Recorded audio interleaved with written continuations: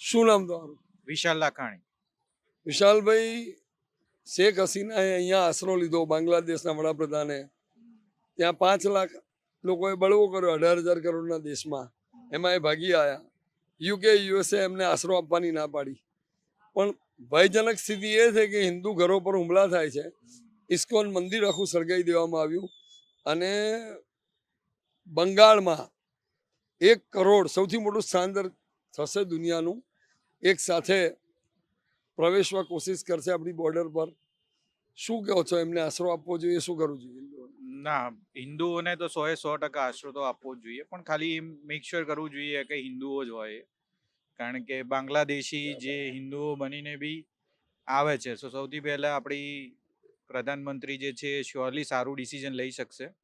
અને હિન્દુઓને બાંગ્લાદેશમાં પણ પ્રોટેક્શન કેવી રીતે મળે એની પર બી કામ થવું જોઈએ. એકોર્ડિંગ ટુ મી આપણે નો ડાઉટ આશરો બી આપ્યો છે, પણ સપોર્ટ બી કરવો જોઈએ હિન્દુઓને વધુ. કારણ કે જો હિન્દુઓ પછી ભારતમાં પણ સેફ નહીં રહે તો શું કરીશું? પણ આપણી ઇકોનોમીનું શું થશે? 1 કરોડ લોકોને કેવી રીતે આપણે બેલેન્સ કરીશું?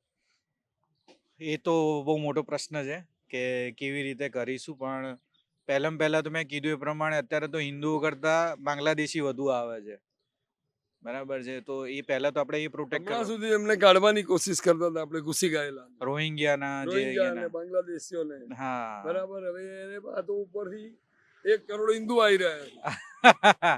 ટ્રુ, સાચી વાત છે. હવે કેવી રીતે, સૌથી પહેલું તો એમ હિન્દુ છે કે એ ખાતરી કરવી જોઈએ. હા, સૌ પ્રથમ તો પેલા હિન્દુ છે કે નહીં એ ખાતરી થવી જોઈએ. કે હિન્દુ હશે તો બરાબર છે, પણ હિન્દુ જ જો ના હોય, રોહિંગ્યા ને રોહિંગ્યા, હા, એટલે જે ફેક હિન્દુઓ પર પહેલા તો કામ થવું જોઈએ કે આ ફેક છે કે સાચા છે, કેવી રીતનું શું છે એની પર ખબર હોવી જોઈએ ને આપણને.